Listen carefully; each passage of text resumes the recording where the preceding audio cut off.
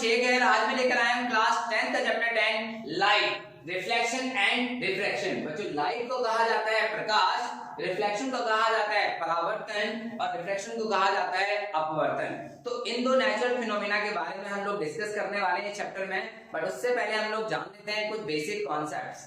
तो बच्चों लाइट की स्टडी जो है वो फिजिक्स के एक ब्रांच ऑप्टिक्स के अंदर की जाती है।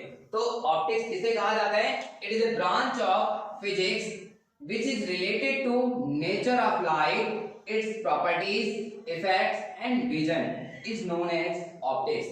यानी इसमें हम बात करने वाले हैं लाइट की प्रॉपर्टीज के बारे में, लाइट के नेचर के बारे में, उसके द्वारा प्रोड्यूस होने वाले इफेक्ट्स के बारे में एंड विजन। इन सभी चीजों की स्टडी हम लोग करते हैं ऑप्टिक्स के अंदर। जिस तरह से साउंड की स्टडी को अकॉस्टिक कहा जाता है, उसी तरह से लाइट की स्टडी को ऑप्टिक्स कहा जाता है। बच्चों ऑप्टिक्स को हम लोग दो भागों में डिवाइड करते हैं, एक ज्योमेट्रिकल ऑप्टिक्स और दूसरा हमारा physical optics. Geometrical optics it means ray optics. Geometrical optics के अंदर हम बात करते हैं लाइट को as a treated as a ray. तो लाइट जो है यहाँ पर propagation of light in terms of rays. यहाँ पर हम जो बात करेंगे propagation of light in terms of rays, propagation of light in terms of rays. और यहाँ पर हम बात करेंगे कुछ इमेज फॉर्मेशन की, रिफ्लेक्शन की, रिफ्रैक्शन की और डिस्पर्जन ऑफ लाइट। तो रे ऑप्टिक्स के अंदर हम जो स्टडी करते हैं वो रिफ्लेक्शन, आपका refraction, reflection, refraction, dispersion and image formation, image formation. तो यानी ज्योमेट्रिकल ऑप्टिक्स यानी रे ऑप्टिक्स को कहा जा रहा है। और रे ऑप्टिक्स के अंदर हम बात करने वाले हैं image formation, reflection, refraction and dispersion of light. यहाँ पर जो वेवलेंथ ऑफ लाइट होती है वो much smaller than the size of obstacle. यानी रे ऑप्टिक्स के अंदर हम देखते हैं कि जो वेवलेंथ है लाइट की वो जो हमारे अपर्चर हैं, जो ऑब्स्टेकल हैं, उनके साइज से बहुत बहुत छोटी होती है। और यहाँ पे लाइट को हम एज अ रे ट्रीट करते हैं। लेकिन बात करें फिजिकल ऑप्टिक्स की, जहां पर हम वेव ऑप्टिक्स और क्वांटम ऑप्टिक्स की बात करते हैं, वेव ऑप्टिक्स के अंदर हम लाइट को एज अ वेव ट्रीट करते हैं, क्योंकि लाइट का ड्यूअल नेचर होता है। लाइट एक वेव नेचर भी शो करती है और पार्टिकल नेचर भी शो करती है। तो ये चीज क्लियर है बच्चों। वेव ऑप्टिक्स के अंदर हम बात करने वाले हैं इंटरफेरेंस। कुछ ऐसे फिनोमिना हैं जो लाइट का वेव नेचर शो करते हैं बच्चों। इंटरफेरेंस, डिफ्रैक्शन, पोलराइजेशन, जो आप आगे फर्दर क्लासेस में पढ़ेंगे बच्चों, लेकिन थोड़ा बहुत आप लोगों को जान लेना चाहिए कि जहां पर लाइट को एज अ वेव ट्रीट किया जाता है। तो light treated as a wave, light treated as a wave. तो जहां पे लाइट को एज अ वेव ट्रीट किया जाता है तो उसे हम कहते हैं वेव ऑप्टिक्स। और क्वांटम ऑप्टिक्स के अंदर हम बात करेंगे light is treated as a particle, जहां पर लाइट को एज अ पार्टिकल ट्रीट किया जाता है, एज अ पार्टिकल। और लाइट के पार्टिकल को कहा जाता है बच्चों फोटोन। क्या कहा जाता है? फोटोन। और यहाँ पर हम कुछ ऐसे फिनोमिना हैं जो लाइट के पार्टिकल नेचर को शो करते हैं, जैसे कि फोटोइलेक्ट्रिक इफेक्ट, जैसे फोटोइलेक्ट्रिक इफेक्ट, लेजर। तो कुछ ऐसे फिनोमिना हैं जो लाइट का पार्टिकल नेचर शो करते हैं। तो बच्चों ये चीज तो हमने जान ली कि लाइट की स्टडी को क्या कहा जाता है। लाइट को हमने दो, जो ऑप्टिक्स है उसको हमने दो भागों में बांटा। एक हमने बोला ज्योमेट्रिकल ऑप्टिक्स और दूसरा बोला हमने फिजिकल ऑप्टिक्स। ज्योमेट्रिकल ऑप्टिक्स के अंदर हम इमेज फॉर्मेशन, रिफ्लेक्शन, रिफ्रैक्शन और डिस्पर्जन की बात की। और वेव ऑप्टिक्स के अंदर हम बात करेंगे इंटरफेरेंस। इंटरफेरेंस का मतलब होता है बच्चों जब दो लाइट वेव सुपरइम्पोज करती हैं तो एनर्जी का रीडिस्ट्रीब्यूशन हो जाता है। इस फिनोमिना को इंटरफेरेंस कहा जाता है। और डिफ्रैक्शन की बात करें तो जब लाइट किसी ऑब्स्टेकल या अपर्चर या स्लिट से टकराती है तो बेंड हो जाती है इनटू द ज्योमेट्रिकल शैडो, तो उसे डिफ्रैक्शन कहा जाता है। तो इसी तरह से हमने बात करी क्वांटम ऑप्टिक्स, क्वांटम ऑप्टिक्स जिसके अंदर हम लाइट को एज ए पार्टिकल ट्रीट कर रहे हैं। और लाइट के पार्टिकल को बच्चों फोटोन कहा जाता है, जहां पर हम फोटोइलेक्ट्रिक इफेक्ट और बाद लेजर के बारे में पढ़ते हैं। तो फोटो इलेक्ट्रिक इफेक्ट नाम तो सुना ही है बच्चों। जो आइंस्टाइन को सबसे पहला जो नोबेल प्राइज मिला वो फोटो इलेक्ट्रिक इफेक्ट के लिए मिला। तो फोटो इलेक्ट्रिक इफेक्ट का मतलब क्या होता है कि जब कोई लाइट किसी मेटल सरफेस पे इंसिडेंट करती है तो कुछ इलेक्ट्रॉन बाहर निकलते हैं, उन इलेक्ट्रॉन को हम फोटो इलेक्ट्रॉन्स कहते हैं और उनके द्वारा बनने वाले करंट को फोटो इलेक्ट्रिक करंट कहा जाता है। बट अपार्ट फ्रॉम सिलेबस हम लोगों को ये जान लेना चाहिए। अब बात करते हैं लाइट की। तो लाइट क्या है? Is an electromagnetic wave which create the sensation of sight and enable us to see the world around us. यानी लाइट जो है मैक्सवेल ने 1865 में ये प्रेडिक्टेड कर दिया कि visible light is the part of N electromagnetic wave and that human I can detect. यानी लाइट जो है वो एक इलेक्ट्रोमैग्नेटिक वेव है, यानी एक विद्युत चुंबकीय तरंग है जो हमें देखने की अनुभूति प्रदान करती है। ठीक है, तो ये चीज क्लियर होनी चाहिए कि लाइट क्या है बच्चों? एक इलेक्ट्रोमैग्नेटिक वेव है and which create the sensation of sight and enable us to see the world around us, और जो हमें अपने आसपास की चीजों को देखने योग्य बनाती है बच्चों। विजिबल लाइट की बात करें तो विजिबल लाइट की वेवलेंथ बच्चों 400 नैनोमीटर से 700 नैनोमीटर के बीच में होती है, जो ह्यूमन आई डिटेक्ट कर पाती है।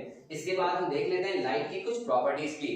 जैसे लाइट की सबसे पहली प्रॉपर्टी है कि light is a transverse wave. तो बच्चों वेव तो आपने सुना ही होगा, तो वेव होता क्या है? Wave is a disturbance in a medium in which energy travels. तो वेव एक डिस्टरबेंस होता है जिसको जो वेव्स होती हैं वो दो टाइप्स की होती हैं, longitudinal waves and transverse wave. Longitudinal waves में क्या होता है बच्चों? जहां पर vibration of particle along the wave हो या parallel to the wave propagation हो, ऐसी वेव्स को लॉन्गिट्यूडनल वेव्स कहा जाता है। लेकिन बात करें हम ट्रांसवर्स वेव की, तो जहां पर vibration of particle perpendicular to propagation of wave हो, ऐसी वेव्स को हम लोग ट्रांसवर्स वेव बोलते हैं बच्चों। तो जो लाइट है बच्चों वो ट्रांसवर्स वेव है, जहां पर वाइब्रेशन ऑफ पार्टिकल जो होते हैं वो परपेंडिकुलर टू वेव होते हैं। सेकंड प्रॉपर्टी है हमारी कि speed of light in free space is 3 × 10⁸ metre per second for all observers. कि लाइट की जो स्पीड होती है बच्चों वैक्यूम में वो 3 लाख किलोमीटर पर सेकंड, या हम बोल सकते हैं 3 × 10⁸ मीटर पर सेकंड। और इसे हम सिंबलाइज करेंगे कि सी से सिंबलाइज करेंगे, यानी लाइट को वैक्यूम में हम लोग सी से दिखाएंगे, अदरवाइज वी जो यूज होता है स्पीड के लिए वो सिंबल आप लोग यूज करने वाले हैं। अब थर्ड प्रॉपर्टी है कि when light passes from one medium to another its frequency and color do not change। जब लाइट अपना मीडियम चेंज करती है तो उसकी स्पीड और वेवलेंथ अफेक्टेड होती है, बट फ्रीक्वेंसी और कलर पर कोई चेंज नहीं आता। तो कई बार पूछा जाता है कि लाइट की ऐसी कौन सी कैरेक्टरिस्टिक है जो कभी चेंज नहीं होती, और वो है बच्चों फ्रीक्वेंसी। यानी लाइट की फ्रीक्वेंसी कभी चेंज नहीं होती, तो ये चीज आपको ध्यान होना चाहिए। और एक फॉर्मूला आप लोगों को 9th में पढ़ाया जाता है कि वेवलेंथ जो वेलोसिटी है वो क्या होता है? Frequency into wavelength, frequency into wavelength. Fourth property है लाइट मींस रेडिएट एनर्जी जो है वो exhibit dual nature, wave nature and particle nature. तो बच्चों ये बात आपको पता होना चाहिए कि लाइट के जो है वो डुअल नेचर होता है, यानी वो वेव नेचर भी शो करते हैं और पार्टिकल नेचर। ऐसे कौन से फिनोमिना हैं जो वेव नेचर को एक्सप्लेन करते हैं? जैसे कि इंटरफेरेंस, डिफ्रैक्शन, पोलराइजेशन। ऐसे कौन से फिनोमिना हैं जो लाइट के पार्टिकल नेचर को एक्सप्लेन करते हैं? Photoelectric effect and laser and Compton effect, जो आप अगर ग्रेजुएशन में पढ़ोगे आप कॉम्पटन इफेक्ट। इसके बाद हम बात करते हैं visibility of an object from all direction is due to scattering of light. यानी जितनी भी चीजें हमें नजर आ रही हैं because of reflection and scattering of light की वजह से नजर आ रही है। तो ये बच्चों बात थी लाइट की कुछ प्रॉपर्टीज के बारे में। लाइट के अंदर हमने कुछ ऐसी प्रॉपर्टीज की बात करी जो हमें जानना बहुत जरूरी थी। इसके बाद हम बात करते हैं रिफ्लेक्शन की।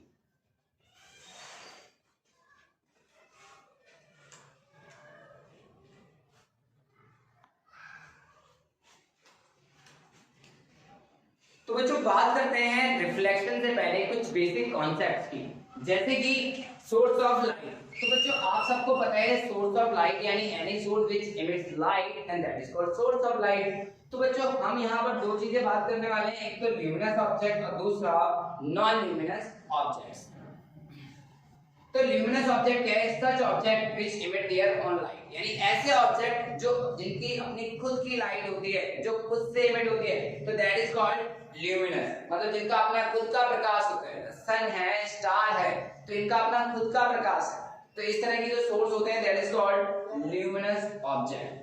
And natural source of light बात करें कि नेचुरल जो ल्यूमिनस सोर्स है उनको दो भागों में बांटा गया, नेचुरल और artificial. Natural source of light जैसे कि सन, स्टार, फायरफ्लाइज, जो ग्लो बॉम्ब्स होते हैं आपने सुना होगा जुगनू, वो भी हमारे क्या है नेचुरल सोर्स ऑफ लाइट में आएंगे।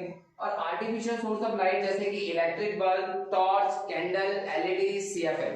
तो ये जो डिवाइस है ये हमारे क्या होते हैं, artificial source of light. Non luminous यानी ऐसे ऑब्जेक्ट जो लाइट को रिफ्लेक्ट करते हैं, ऐसे ऑब्जेक्ट जो लाइट को रिफ्लेक्ट करते हैं, जो लाइट को इमिट नहीं करते हैं। Such object which do not emit their own light, जिनका अपना खुद का प्रकाश नहीं होता, and that is called non luminous. जैसे मून की बात करें तो मून क्या है, जब सन की लाइट रिफ्लेक्ट होती है मून पे तब हमें नजर आती है। तो मून का अपना कोई खुद का प्रकाश नहीं है, तो मून की अपनी खुद की लाइट नहीं है, तो मून के हमारा एक नॉन ल्यूमिनस ऑब्जेक्ट। जैसे अर्थ लाइट, अब अगर आप मून से अर्थ पे ऑब्जर्व करें तो अर्थ के द्वारा जो लाइट रिफ्लेक्ट हो रही है that is called earth light. तो अर्थ भी क्या है, एक तरह का नॉन ल्यूमिनस ऑब्जेक्ट है। वुड है, मेटल है, प्लांट्स हैं, एनिमल्स हैं, जितनी भी चीजें हैं जो लाइट को इमिट नहीं करती हैं, वो सभी चीजें, वो सभी ऑब्जेक्ट्स आपकी नॉन ल्यूमिनस ऑब्जेक्ट्स कहलाते हैं बच्चों। तो एक होता है ल्यूमिनस और एक होता है नॉन ल्यूमिनस। इसके बाद हम बात करते हैं कि लाइट किन ऑब्जेक्ट से पास हो सकती है, किन से नहीं हो सकती, उनके बारे में। जैसे कि ट्रांसपेरेंट ऑब्जेक्ट। ट्रांसपेरेंट का मतलब होता है बच्चों पारदर्शी, यानी ऐसे ऑब्जेक्ट जिनके द्वारा लाइट पूरी तरह पास हो जाती है, यानी सच ऑब्जेक्ट या material which pass most of the incident light through them are called transparent object. यानी ऐसे ऑब्जेक्ट जिनसे इंसिडेंट लाइट कंप्लीटली पास हो जाती है या most of the incident light उनसे पास हो रही है, दैट इज कॉल्ड ट्रांसपेरेंट। जैसे क्लियर एयर, आपका जो एयर है वो क्या है, एक तरह का transparent. Clear air, water, clear glass, ये सारे हमारे क्या है बच्चों, ट्रांसपेरेंट ऑब्जेक्ट। इसके बाद हम बात करेंगे ओपेक। ओपेक का मतलब होता है बच्चों अपारदर्शी, यानी जिनके द्वारा लाइट पास नहीं हो सकती, जिनके हम आर पार नहीं देख सकते। The material which do not allow any light to pass through them, जो अपने अंदर से बिल्कुल भी लाइट को गुजरने नहीं देते, ऐसे ऑब्जेक्ट्स को हम लोग बोलते हैं बच्चों ओपेक ऑब्जेक्ट। इसके बाद बच्चों हम बात करते हैं ट्रांसलूसेंट ऑब्जेक्ट, यानी इनको बोलते हैं पारभासी, यानी जो पार्शियली लाइट को अपने अंदर से पास आउट होने देते हैं, ऐसे ऑब्जेक्ट्स को हम लोग ट्रांसलूसेंट। ओपेक ऑब्जेक्ट में हम एग्जांपल ले लो यहाँ पर बच्चों, वुड ले लो, मेटल ले लो, वॉल्स ले लो, तो ये सभी ऑब्जेक्ट हमारे ओपेक होते हैं जो शैडो भी क्रिएट करते हैं। ट्रांसलूसेंट ऑब्जेक्ट जैसे कि अभी मैंने बताया कि such object which allow light to pass through, which allow light partially to pass through them, यानी जो अपने अंदर से पार्शियली लाइट को पास होने देते हैं, ऐसे ऑब्जेक्ट को हम लोग ट्रांसलूसेंट बोलते हैं। जैसे कि बच्चों आपने देखा होगा frosted glass, butter paper, polythene,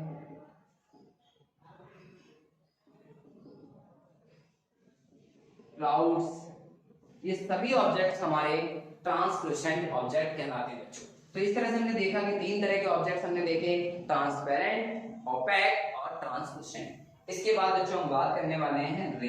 रे को बोला जाता है बच्चों किरण। अब रे होती क्या है, रे मतलब is a path of light in which energy travels. तो रे है क्या बच्चों, a very narrow path of light represented by a line with an arrow head and showing the direction in which light is travelling and called ray of light, यानी एक very narrow path of light जो कि एक arrow head से represent किया जाता है और ये बताता है कि लाइट किस डायरेक्शन में प्रोपेगेट कर रही है। तो बच्चों रे आपको समझ में आया, it is represented by a single straight line, single straight line, ठीक है। तो ये बच्चों हमारे हैं रे।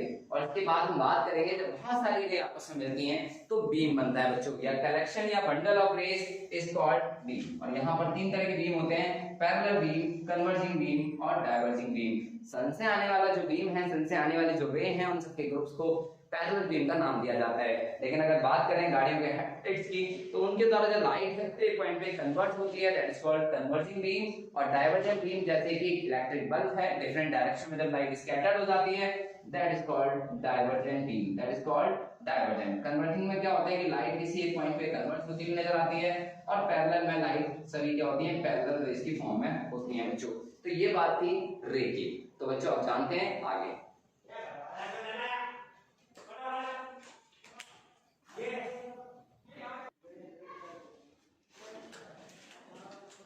तो बच्चों बात करते हैं रिफ्लेक्शन की। तो रिफ्लेक्शन किसे कहा जाता है बच्चों, रिफ्लेक्शन कहा जाता है बच्चों परावर्तन। इसे क्या कहा जाता है बच्चों, परावर्तन। अब रिफ्लेक्शन का मतलब क्या है, it is the phenomena of bouncing back of light in the same medium on striking the surface of any object। जब कोई लाइट किसी भी ऑब्जेक्ट के सरफेस से टकराती है तो उसी मीडियम में टकराकर वापस आना ही क्या कहलाता है बच्चों? रिफ्लेक्शन। क्या कहलाता है बच्चों? रिफ्लेक्शन। जैसे कि मान लीजिए ये कोई आपका सरफेस है and this is a surface m dash and this is point O. This is called point of incidence. Point of incidence. तो यहाँ पर क्या होता है कि बच्चों लाइट का पाथ तो चेंज होता है लेकिन मीडियम चेंज नहीं होता। लाइक एयर से ग्लास या ग्लास से है ना तो वाटर, इस तरह से मीडियम चेंज नहीं होता है। तो रिफ्लेक्शन का मतलब है कि लाइट का टकराकर उसी मीडियम में ही वापस आ जाना है, उसका पाथ चेंज हो जाना, but without changing the medium is called reflection. जब तक किसी चीजों पर रिफ्लेक्शन नहीं होगा चीजें हमें नजर नहीं आएंगी। तो due to reflection of light की वजह से ही या स्कैटरिंग ऑफ लाइट की वजह से ही चीजें हमें नजर आती हैं बच्चों। तो सबसे पहले हम ये जान लेते हैं कि this is a surface and this light is called incident ray. इसको क्या कहा जाता है बच्चों? Incident ray. Incident ray. अब इंसिडेंट रे क्या होती है? द रे which fall on an object, जो किसी ऑब्जेक्ट पर आकर पड़ती हैं, ऐसी रेस को हम लोग इंसिडेंट रे बोलते हैं बच्चों। और जो रे हमारी टकराकर वापस जाती हैं ऐसी रे को हम लोग रिफ्लेक्टेड रे बोलते हैं। क्या बोलते हैं बच्चों? Reflected ray. अब रिफ्लेक्टेड रे क्या होता है? द रे which reflect from the surface of an object at the point of incidence। यानी जो रे सरफेस से टकराकर वापस आती है ऐसी रे को रिफ्लेक्टेड रे कहा जाता है बच्चों। एक वर्ड है यहाँ पर, एक लाइन है जो सरफेस के साथ परपेंडिकुलर एंगल ड्रॉ कर रही है, दैट इज कॉल्ड नॉर्मल। तो नॉर्मल क्या क्या होता है बच्चों? A line which makes 90-degree angle with the surface। जो सरफेस से 90 डिग्री एंगल पर एक इमेजिनरी लाइन जो हम ड्रॉ कर रहे हैं दैट इज कॉल्ड नॉर्मल। तो इसको हम बोलेंगे बच्चों नॉर्मल। अब बात करते हैं इंसिडेंट रे और नॉर्मल के बीच के एंगल की। तो बच्चों जो एंगल इंसिडेंट रे और नॉर्मल के बीच का होता है ऐसे एंगल को हम बोलते हैं एंगल ऑफ इंसिडेंट। क्या बोलते हैं बच्चों? Angle of incident. और जो एंगल नॉर्मल और रिफ्लेक्टेड रे के बीच में बन रहा है इस एंगल को बोलेंगे हम एंगल ऑफ रिफ्लेक्शन। क्या बोलेंगे बच्चों? Angle of reflection. तो यानी ये है हमारा इंसिडेंट रे और ये है हमारा नॉर्मल। तो आई हमारा क्या बच्चों? इंसिडेंट एंगल, इसे हम बोलते हैं इंसिडेंट एंगल। और आर को हम लोग क्या बोलेंगे? Reflected angle. Reflected angle. Reflected angle क्या है बच्चों? एंगल बिटवीन, ये क्या है बच्चों? Angle between normal and the reflected ray at the point of incidence. और इंसिडेंट एंगल क्या होता है बच्चों? The angle between incident ray and normal. Normal और इंसिडेंट रे के बीच का एंगल। बच्चों ये एंगल आपको नहीं लेना है, ये एंगल है इंसिडेंट रे और सरफेस का जो कि 90 माइनस आर होगा बच्चों। क्या होगा बच्चों? क्योंकि ये पूरा एंगल हमारा 90 होता है नॉर्मल के साथ, और ये जो एंगल होगा बच्चों ये होगा 90 माइनस आई। और इसी तरह से ये एंगल भी हमारा क्या होगा? 90 माइनस आर। तो ये बच्चों आप ध्यान रखना कि ये एंगल इंसिडेंट रे और सरफेस के बीच का है, और इंसिडेंट एंगल जो होता है वो इंसिडेंट रे और नॉर्मल के बीच का एंगल होता है। तो ये चीज क्लियर है। अब इसके बाद बात करते हैं कि लॉज ऑफ रिफ्लेक्शन, कि रिफ्लेक्शन के जो लॉ हैं वो हर तरह के रिफ्लेक्टेड सरफेस के लिए वैलिड है, और वो दो लॉ कौन से हैं ये भी जान लेते हैं बच्चों। कि पहला लॉ जो है बच्चों, the incident ray, the normal and the reflected ray at the point of incidence all lie in the same plane. बच्चों फॉर एग्जांपल हम यहाँ पर 3 मार्कर का यूज करते हैं इस तरह से। तो ये जो लाइन है ये नॉर्मल है, ये जो रे आ रही है इंसिडेंट रे, और ये जो जा रही है बेटा रिफ्लेक्टेड रे है, ठीक है। और ये सभी के सभी एक ही प्लेन में लाई कर रहे हैं। तो आप ये देखेंगे कि ये एक ही प्लेन में लाई कर रहे हैं, जिस तरह से इंसिडेंट रे आ रही है और उसी एंगल से क्या हो रही है? रिफ्लेक्ट हो रही है विदाउट चेंजिंग इट्स पाथ, ठीक है। तो यहाँ पर क्या हो रहा है कि पाथ तो मीडियम चेंज नहीं हो रहा है, पाथ चेंज हो रहा है लेकिन एंगल सेम है।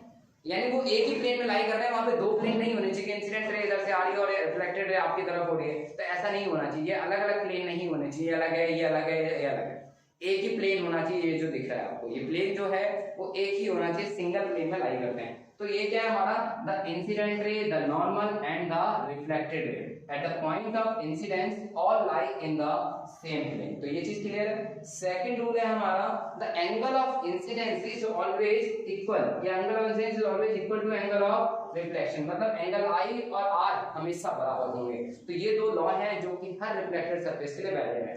कुछ बेसिक्स और भी जान लेते हैं, जैसे टाइप्स ऑफ रिफ्लेक्शन। बच्चों आपने सुना होगा रेगुलर रिफ्लेक्शन या स्मूथ रिफ्लेक्शन, जो कि स्मूथ सरफेस होता है। तो when a parallel beam of light strikes the smooth polished surface it bounces off from it as a parallel beam। अगर पैरेलल बीम आ रही है तो पैरेलल बीम के फॉर्म में ही वो क्या हो रही है, बाउंसेस बैक हो रही है। तो जैसे कि हमने मान लिया कि ये कोई रिफ्लेक्टेड सरफेस है जो कि बहुत ही प्लेन है, पॉलिश्ड है, स्मूथ है, जैसे कि ग्लास या स्टील वाटर, ऑयल या पॉलिश मेटल सरफेस। तो यहाँ पर जितनी भी पैरेलल रेज आएंगी, जितनी भी पैरेलल रेज आएंगी वो पैरेलल ही क्या हो जाएंगी, रिफ्लेक्ट हो जाएंगी। क्या हो जाएंगी बच्चों, रिफ्लेक्ट, यानी वो डिफरेंट डायरेक्शन में स्कैटर्ड नहीं होंगी। ये बात ध्यान रखना। अगर सरफेस क्या है, पॉलिश्ड है, तो यहाँ पे जो इंसिडेंट रे हैं वो टकराती हैं और reflected ray same parallelly path follow करती हैं। तो ये है हमारा रेगुलर, यानी when A parallel beam of light strikes the smooth polished surface, the polished surface हो। लेकिन जब बात आती है इर्रेगुलर, यानी इसको कहा जाता है डिफ्यूज्ड। क्या कहा जाता है बच्चों, डिफ्यूज्ड रिफ्लेक्शन, डिफ्यूज्ड रिफ्लेक्शन। ठीक है, तो डिफ्यूज का मतलब ये है कि जो हमारे डेली सरफेस में जितने भी सरफेसेस होते हैं वो जनरली रफ होते हैं। मान लीजिए ये सरफेस जो प्लेन है, लेकिन अगर ऐसा हम सिंपल माइक्रोस्कोप या मैग्नीफाइंग ग्लास से देखेंगे तो ये सरफेस भी कुछ उठा हुआ नजर आएगा। तो यानी ये सरफेस हमारा प्लेन नहीं है। जब प्लेन सरफेस नहीं होता तो क्या होता है कि the phenomena due to which a parallel beam of light strikes a rough surface, strikes a rough surface and get reflected into different possible direction। जितनी भी पॉसिबल डायरेक्शन है वो रिफ्लेक्ट हो जाती है, इसी को हम बोलते हैं डिफ्यूज। और ये सरफेस जो मान लीजिए ये कुछ इस तरह से होते हैं, और यहाँ पे जब रे आती है, देखो रे तो सारी पैरेलल ही आएंगी और वो क्या होंगी, डिफरेंट डायरेक्शन में स्कैटर्ड हो जाएंगी। डिफरेंट डायरेक्शन में क्या हो जाएंगी बच्चों, स्कैटर्ड। बट एक चीज आपको जाननी होगी कि लॉ ऑफ रिफ्लेक्शन यहाँ फॉलो होता है। जैसे कि अगर आप यहाँ पर देखें, यहाँ पर हमने एक नॉर्मल डाला तो I इक्वल टू आर, और इसी तरह से यहाँ पर भी हम नॉर्मल डालेंगे तो I और R बराबर होंगे, चाहे वो किसी भी तरह का सरफेस। तो ये बात आपको ध्यान रखनी पड़ेगी कि एंगल ऑफ जो इंसिडेंस है और एंगल ऑफ रिफ्लेक्शन है वो बराबर होते हैं, यानी लॉ ऑफ रिफ्लेक्शन जो है वो वैलिड होते हैं। तो यहाँ पर हमने बोला कि the phenomena due to which a parallel beam of light strikes the rough surface and get reflected into all different possible direction, and it occurs from wall, tree, wood, carpet, etc. and it get scatter or reflect light in all direction। और यहाँ से क्या होता है कि light different direction में scattered हो जाती है और वही लाइट हमारे आंखों तक पहुंचती है। तो ये चीज क्लियर होनी चाहिए, मतलब कि कोई भी जब हम ऑब्जेक्ट लेंगे तो उस ऑब्जेक्ट की खासियत क्या हो जाता है, वो खुद से लाइट इमिट करे या वो लाइट को रिफ्लेक्ट करे। बट वो ऑब्जेक्ट ज्यादातर होते हैं रफ, और वो लाइट को डिफरेंट पॉसिबल डायरेक्शन में क्या करते हैं, रिफ्लेक्ट करते हैं। और बच्चों उन्हीं में से हम कोई भी दो रेज का यूज करके रे डायग्राम बनाते हैं। तो ये बात आपको ध्यान होनी चाहिए कि जो ऑब्जेक्ट है वो डिफरेंट पॉसिबल डायरेक्शन में लाइट क्या कर देते हैं, रिफ्लेक्ट। तो रिफ्लेक्शन जो फिनोमिना है इसका यूज जो हम करेंगे मिरर्स में यूज करेंगे। मिरर फॉर्मेशन जो है ना, मिरर जो है रे फॉर्मेशन के लिए यूज करेंगे, convex mirror, concave mirror, parallel mirror. ठीक है, तो इस तरह से हमने जो है सिर्फ फिनोमेना है वो रिफ्लेक्शन को एक्सप्लेन किया। तो आप आई होप कि आपको ये पसंद आया होगा बच्चों। ठीक है बच्चों, मिलते हैं फिर हम। Thank you.